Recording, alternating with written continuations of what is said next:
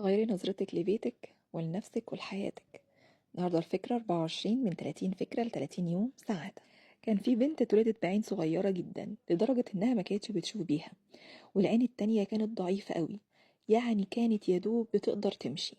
كانتش بتشوف الألوان ولا الأشكال بشكل واضح خالص، ولا كانت بتقدر تلعب مع الولاد في سنها. كانوا البنات بيلعبوا الأونة، بس هي كانت بتبقى محروجة جدا إنها تلعب معهم لأنها مش بتبقى شايفة الخطوط بتاعتها. كانت تستنى لما البنات يطلعوا بيوتهم، وكانت تنزل على الأرض تتحسس الخطوط بتاعة الأونة دي، وبعدين تبدأ تلعب.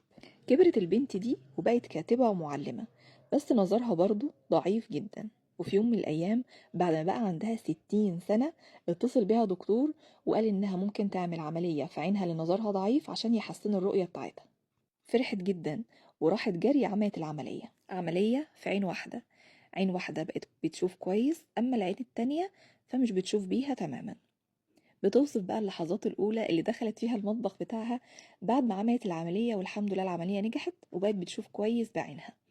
استغربت جدا لتفاصيل مطبخها، وقالت كمان إنها فضلت تلعب بالساعات في الرغوة بتاعة الحوض.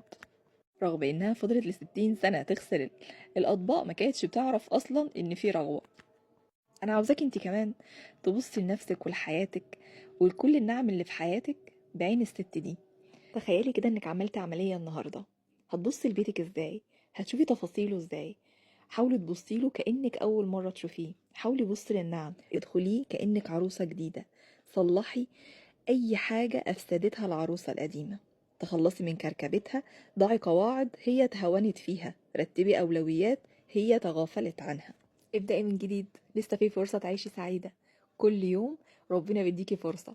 كل يوم بتقومي الصبح كده من السرير بتاعك تلاقي فيكي لسه نفس، تلاقيكي قادرة تتحركي وتروحي المطبخ بتاعك تشتغلي وتجري ورا ولادك وتنضفي وتروقي، الحمد لله في صحة.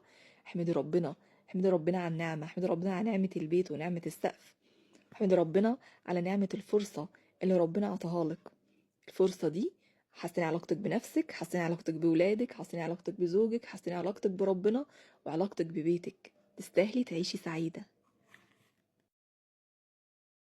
غيري نظرتك لبيتك ولنفسك ولحياتك. النهاردة الفكرة 24 من 30 فكرة ل30 يوم سعادة. كان في بنت اتولدت بعين صغيرة جدا لدرجة انها ما كانتش بتشوف بيها، والعين التانية كانت ضعيفة قوي، يعني كانت يدوب بتقدر تمشي.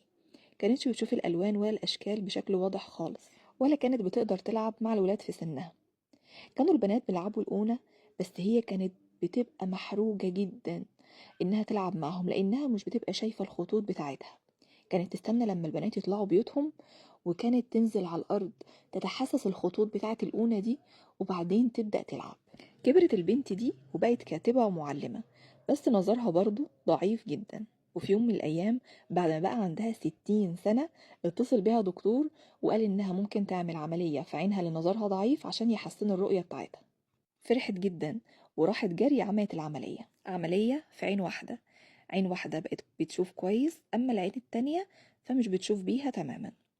بتوصف بقى اللحظات الأولى اللي دخلت فيها المطبخ بتاعها بعد ما عملت العملية، والحمد لله العملية نجحت وبقت بتشوف كويس بعينها. استغربت جدا لتفاصيل مطبخها، وقالت كمان إنها فضلت تلعب بالساعات في الرغوة بتاعة الحوض. رغم إنها فضلت ل60 سنة تغسل الأطباق، ما كانتش بتعرف أصلا إن في رغوة. أنا عاوزاك انت كمان تبصي لنفسك ولحياتك ولكل النعم اللي في حياتك بعين الست دي.